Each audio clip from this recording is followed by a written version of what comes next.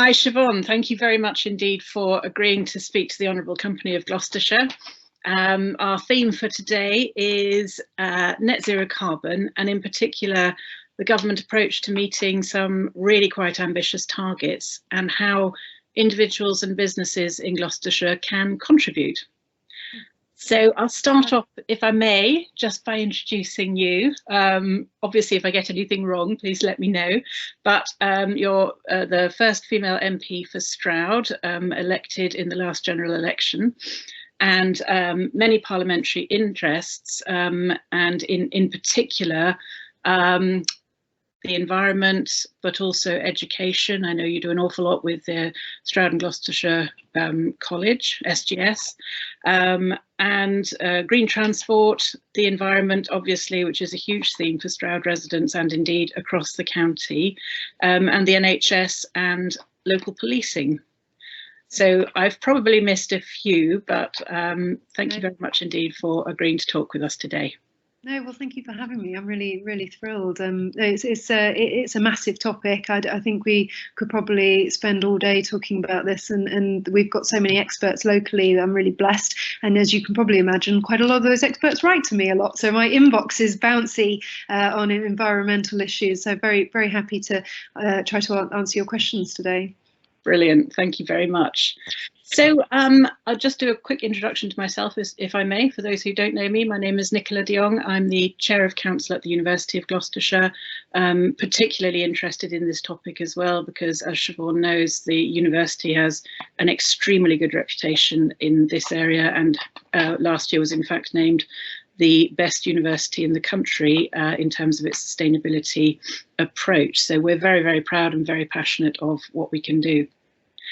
So Siobhan, talk to us a little bit about the government targets and how they've been. I believe there is a vote going through later this month to try to bring forward one of the key targets in net carbon zero. Yeah, I mean, if you remember, so we, as a country, the UK was the first country to legislate for the 2050 target. But I don't know whether you can remember, because quite a lot has happened since then, including a few elections and a global pandemic. But in I think it was 2017.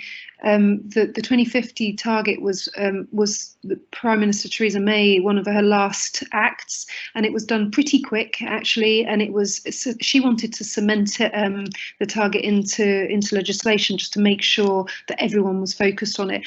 But there was very little else that kind of came with that target, and since then, you know, people have been trying to work out what that means for the country. And what has been fantastic, particularly with this most recent government, is that there's a real focus on how to achieve the targets, pandemic aside, which has obviously taken a lot of bandwidth for government, but it's a real look at pilot schemes. You know, what do we need? What do businesses need to do? What do individuals need to do? You know, how drastic do things need to be? And in working with experts like the CCC, Climate Change Committee, we have realised that we want to go faster and actually cement the most recent targets into legislation as well, which is a 78%. We want to slash emissions by 78% by 2035. So ambitious, but absolutely necessary in my view, and it just gives that focus that we need. So as you say, very ambitious targets, and we will all need to be playing our part, both as individuals and as organisations and businesses, to achieve those targets.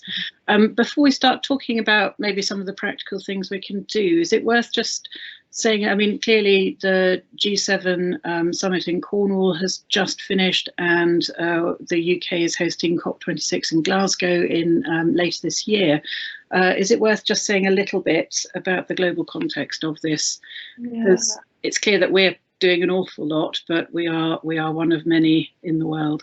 Yeah, I mean, thankfully, climate and climate change is on the priority list of the majority of world leaders now. But I think what we saw with the G7 in the last week, for example, with the tech tax, with the finance ministers, we've really led the way at being able to say to the world, look, you know, to make changes and to make sure companies are paying their fair share. We're going to have a sort of a minimum floor on the corporation tax, and we're going to get other countries over and above the G7 to sign up to this, and that was us leading the way. Similarly with the world leaders for vaccines, with COVAX, we've got a massive pledge to make sure that we're using vaccines and surplus vaccines to help with the rest of the world. So I mean, I take that as there's more to do, and absolutely, especially on things like vaccines, we desperately need to help the rest of the world, and even go further than what the G7 agreed to in the last week. But I think it does set the scene very nicely for COP26 later in the year. And my understanding, Nicola and I have talked about this already, my kind of understanding of speaking to ministers and hearing from the PM and the team up here in Westminster is there is a twofold approach to COP26.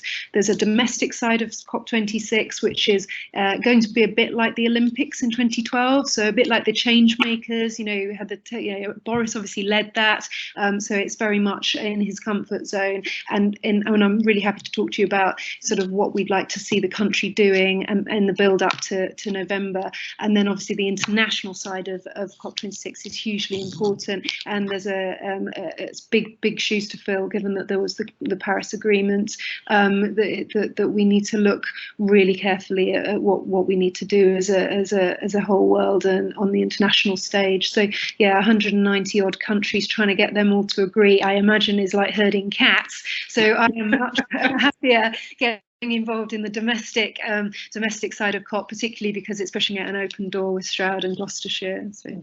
Absolutely, although I suspect we have our fair share of cats as well. Yeah. And I think one thing you alluded to back a minute ago was the vaccination and the COVID situation. And of course, there is always a balance to be struck between in terms of economic viability, between achieving targets and making sure that we are protecting and supporting the livelihoods of individuals, and that is interrupted when it comes to things like the pandemic that we've seen. But maybe it's worth then coming a bit more locally and saying, in Gloucestershire, we have an ambition to be a green county, if not the green county, and there is an expressed desire for us to be leading the way. And I know that it's something that Stroud is of particular relevance to the people who live there. So can you just tell me a little bit about what the opportunities you see in Gloucestershire for really tapping in on this and maybe investing, researching into new ways of doing things? Oh, no, I mean, I think this is really, really important. And part of it is actually showing the rest of the country what can be achieved. And that requires the will. And because we know in Gloucestershire, the will is already there, we're kind of already a few steps ahead. And with Gloucester University and with the great colleges, SGS, Hartbury, who are all really, really focused on the kind of green agenda and training up the future workers for green jobs. I've been badgering COP minister, the COP team up here about making us an exemplar area to actually show us off on the country's stage and the world stage, to say, this is because even down to the school children in Stroud, the letters I get, it's really moving how committed people are. But I've made bids for train stations, for example. We've got sort of one down at Sharpness and Bristol Road Stonehouse, because of the environmental focus for green transport for the future. We've got a bid out for the fusion power plant. That's going to be the world's first fusion power plant. We just the last couple of days found out that Berkeley and Albury have got through the first round, and so we are really well placed. It's a Southwest project, and that would bring 1,000 apprentices to Stroud and the Southwest. So that's really exciting. We've got Slimbridge, WWT, headquarters, the most wonderful experts, and we're doing. I'm actually going to head up a wetlands all-party parliamentary group, and we're trying to get the government to agree to worked with us to achieve 100,000 hectares of additional wetlands in the country, because we know the carbon capture benefits, because we know the health and well-being benefits and peat and wetlands, everything that goes on, and they are on our doorstep. So the Wildlife Trust, they're in Gloucester. We absolutely tick all the boxes. I think what I what I think we are lacking, if I was going to be so bold, is some data about actually pulling everybody together and making sure that we've got residents, people, constituents on our side, and also the businesses, small and medium-sized businesses. I mean, we know that across the country, 99% of our businesses are small. They're really stretched. They're particularly stretched after the pandemic. So question, what can we do for Gloucestershire? I've spoken to the LEP about this as well, to really say, you know, really bring in more of our businesses with climate pledges, with making changes, but actually get some metrics and get some data behind that, so then we can back up our claim that we're the greenest county, because we kind of know it, but we haven't really nailed down exactly what we need. I mean, I think, for example, the agricultural college, you know, agri-tech and green tech, fabulous work. SGS Stroud is about to put a big bid in for sort of eco hubs down at Berkeley Green, just sort of to it's a £6 million pilot scheme if we win it, which would mean that we were training the green jobs of the future, and being a real go-to place to learn how to train. So I mean, I could talk about Stroud and Gloucester all day. As you can tell, I get excited, but yeah. So I think my challenge to you and me and all 6 of us MPs, but also all of your listeners and the educators, everybody. How can we prove it? How do we prove that we're the greenest county? Because I think we have a bit more to do on that basis. So. Yeah, and we have, you know, you I know that the G1st LEP are extremely involved and concerned, and I'm sure we'll be very happy to support, and clearly at the university. And we also have the Countryside and Community Research Institute sort of on our doorstep. So we have all the right players in place. Stepping away a little bit, what do you feel we should be doing as individuals to play our part here? I mean, you know, electrification of vehicles and solar panels and renewable energy sources is one thing. Are we doing enough in Gloucestershire? Yeah. And what help is available, actually? Well, I think I think we're probably in a better place than some areas, but the honest answer is we all need to kind of look to ourselves first. But I think there has been real mixed messages from some of the big campaigns, big environmental campaigns, and government actually, about what individuals can do. Because often when I've said, you know, let's look at some pledges, let's look at some personal changes that we can make, it's kind of brushed off as, well, it's not good enough. You know, we've got to get government, we've got to get China, we've got to get whatever it is. When we do need to get it back down to those individual change. I mean, government is doing quite a lot in this space. So particularly in the run up to COP, we are running something called, I wrote it down, the UK Business Climate Hub, and the ambition there is to get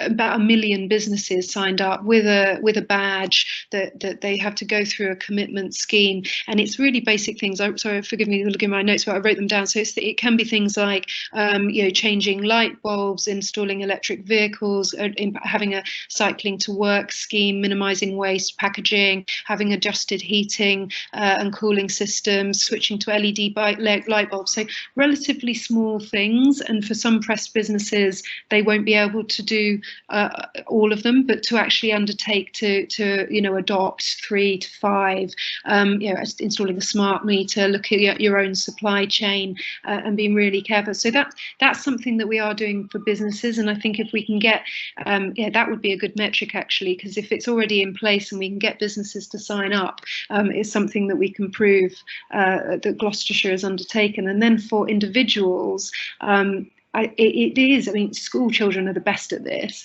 You know, it is plastics. It is actually thinking about changing your behaviour on a day-to-day. I run a cycling summit, an online cycling summit, which is really popular. Forgive the crowds outside. There's some protests. I don't know whether you can hear it outside Parliament. But I run a cycling summit, which is really well attended online, and that's individual people trying to make changes. And we had a discussion about e-bikes the other day. Stroud is not bike friendly, but on an e-bike. direction. You know, I really take my hat off to our cyclists because they're fantastic. But on e-bikes, you know, it's really opened the door to quite a lot of other people doing leisure transport, but also tourism transport and commuting. So what can we do to support those small changes? I've been lobbying government about a change to the cycle to work scheme to make it more accessible. You know, we're doing massive rounds of work to try and reduce single-use plastics. You've seen all the government stuff there. We're doing a bottle return scheme. You know, and I think if it starts at home, Stroud's brilliant at recycling. Actually, we're one of the leaders in the country, but we can always do more. And I think those kind of talking to you and listening to what you want to talk to me about today, it's made me realise I have to do more to tell others that there are things that we can all adopt in our day-to-day. And we locally have 13 climate area action groups. Nailsworth is one. I mean, there's loads, but the Nailsworth I follow on Instagram, and they're just really, really innovative about how they're getting their message out, that we can all do things. So I do think we're an exemplar county, and I do think I should do more. I think government should do more to try and explain to people that things can change, and it can change from home. So. And do we join up? So I know that you, for example, are very active in Stroud, and of course the situation we have in the county is that we have 6 MPs who are all of the same colour. Do we do much across the county to really cement that message? Because that's quite a big of influence, or at least could be. Yeah, well, we like each other, which is a good start. No, we all get on really well, and we do an awful lot together. But I have to confess, not on this topic. I mean, save for meetings with. We're doing a lot on the fusion bid. So for specific projects or campaigns, we have been, but not as an overall push. And again, that's a good challenge to me to take it back to the gang and see what we can do together. I mean, one of the things we haven't touched on is insulating our own homes and making changes for the big dramatic need for things like retrofitting, and we had the very difficult issues surrounding the Green Homes Grant, and there's so many fantastic experts locally that I had some very, very concerned businesses contacting me in the run-up to the decision being made about not extending the grant, and they were giving me really practical suggestions to take to ministers. I set up meetings with ministers to feed that back. You know, I think it's a real shame that scheme has failed. I know it's going to be played out, so the existing tickets will be honoured, but I would, if anybody's listening that does have suggestions about how a future scheme could work better, it's so key to make those energy saving for our homes. It's so key for government to find a way to get that right and spend money wisely. I would love to hear some practical suggestions that I can put forward to the minister, because I mean, that's such a big part of making changes at home for us all. So. It absolutely is, yes, and I suppose in the same way for businesses, I mean, there's one thing about future-proofing new build homes, and I know that new build is clearly a big priority, although I'm not sure whether there is an encouragement for those homes to be sort of carbon neutral.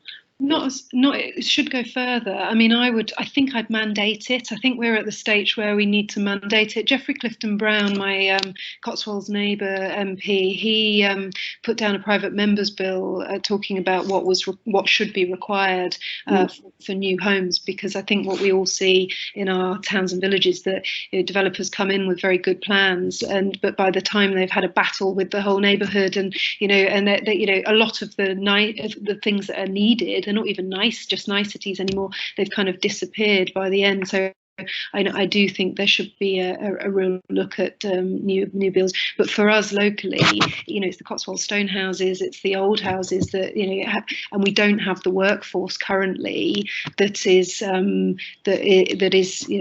vast enough to deal with the housing stock that we need to change. But also the skills are not there. We need to be training up a whole host, and we've got the youngsters that are interested and keen. Stroud SGS yes, the construction teams. I've met loads of your Gloucestershire uni, you know, really practical vocational students that are smart cookies. You know, they're going to set their own businesses up and they will absolutely fly. But at the moment, where do they go to get that backing, to make sure that they can train and start these businesses that we know are going to be absolutely crucial, but you know, they're not actually being picked up properly now. So I mean, I suppose that we could, as you've said, we could talk about this for a long time. I'm slightly conscious that our listeners also have lives, but it is so absolutely critical. So I think what I will just ask you to finish off is, I'm interested. There are these two parts of it, of course. There's the